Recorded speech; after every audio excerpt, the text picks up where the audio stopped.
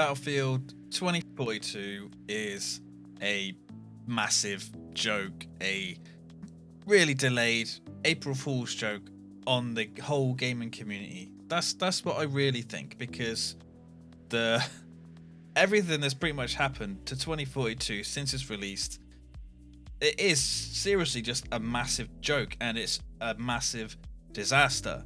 So recently I've started a podcast with Mono and Raz, so I'll put a link to that in the description below. And that's where we talk about gaming, tech, books, just generally stuff that we like.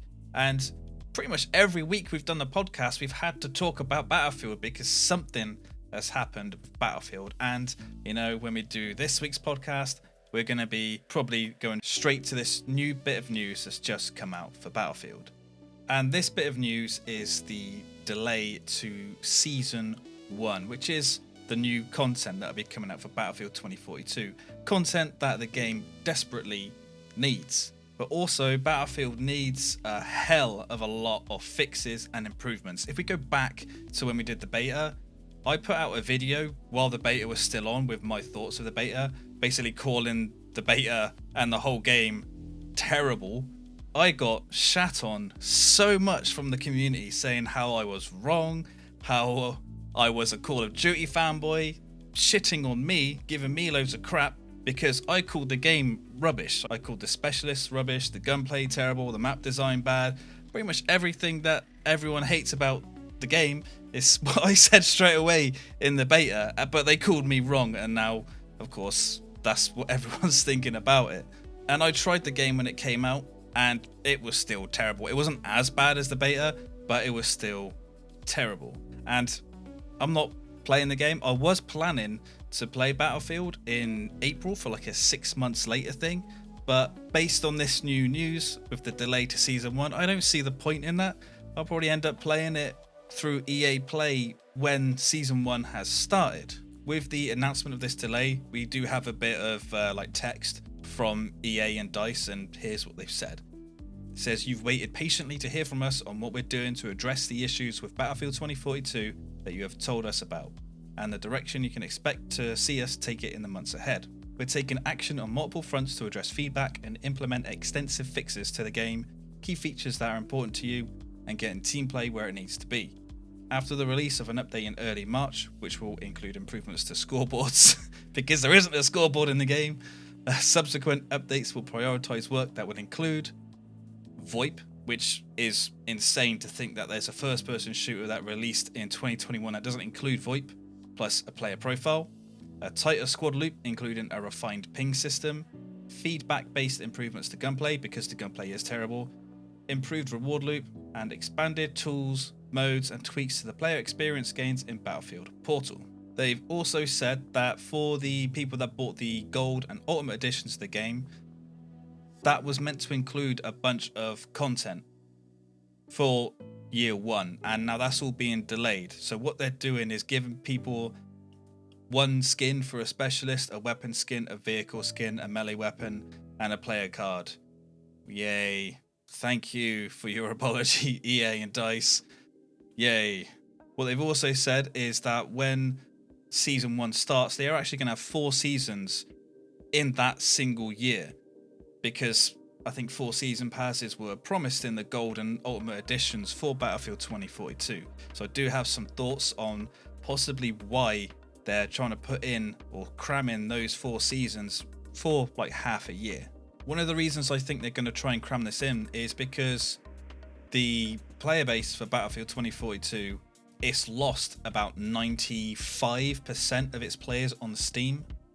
95% of its players. That is insane. And there's more people playing Battlefield 5 on Steam now than there is 2042, which is even crazier considering Battlefield 5 didn't even launch on Steam. Launched on Origin. So think of how many extra players are on Origin for Battlefield 5. I wouldn't be surprised if once all these 4 seasons are out for 2042, that development stops for 2042. That only some key patches and updates are going in, no new content. I wouldn't be surprised at all, because from a business perspective, you know, they want people to play 2042 so people can buy the microtransactions, the premium currency and all that crap. I wouldn't be surprised if, like, I don't expect the player base to recover based on this new content. I don't expect it to recover at all, really. Maybe a little bit, but not at all. Which, to EA and DICE, that pretty much says, why should they develop new content for 2042 when people aren't playing it and people aren't buying the currency for the crappy skins and all that crap? I reckon 2042 will have the shortest shelf life of any Battlefield ever. But they can save 2042, but it's not going to happen in an update here and a patch there. What I think 2042 needs is a Final Fantasy XIV style Realm Reborn, where they pretty much, like, in the game lore, they destroyed the world and then released a completely rebuilt game. That's what they need to do with 2042. They need to almost like stop development for content wise and completely rebuild the game. Get rid of specialists. And here's what I think they should do to try and bring back players into 2042. First, they should get rid of specialists. People want the classes, they want the team play back. Get rid of weapon bloom for the guns. Battlefield 5 was the only Battlefield to actually use recoil patterns, and the gunplay for Battlefield 5 is the best in the series. Why on earth would they make the gunplay worse going forward? They should be making it better. When I think of weapon bloom in any shooter, I think of Fortnite.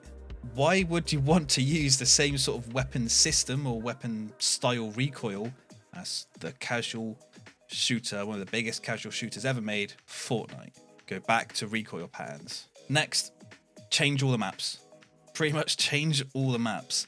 You can keep the same names, maybe even the same style and locations, but they really need to be completely reworked so there's not so much empty space everywhere. That's a huge problem for the game. Also, make Hazard Zone actually worthwhile playing. I was really looking forward to Hazard Zone until I played it. I did have a few good games, but that was playing with friends, and you can play anything with friends to make it better and fun. But Hazard Zone feels like a prototype mode that someone put together in a week or two.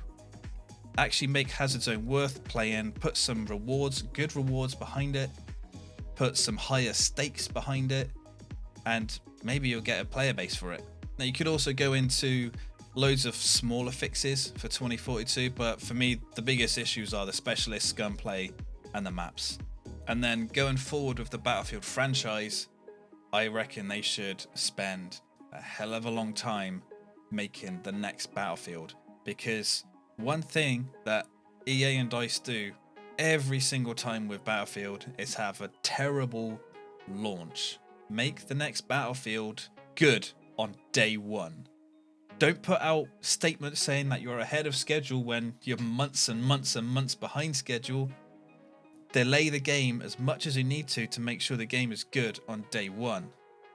I would also like to see them take some risks with the next Battlefield, such as maybe going down a more tactical or realistic style of game. Personally, that's just the type of shooter I like.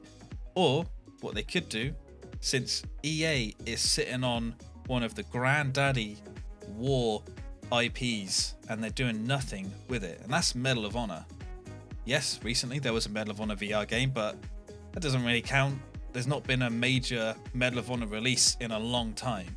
So what they could do is spend ages working on the next Battlefield so it's actually good on day one, and then develop something different with Medal of Honor, something that is more tactical or realistic. It doesn't need to be large scale like Battlefield. You can make it in smaller scale like Insurgency, or go large scale like Battlefield, but make it more tactical and realistic, something like Hell Let Loose or Squad. They could keep Battlefield as the more casual shooter and then make Medal of Honor the more tactical one.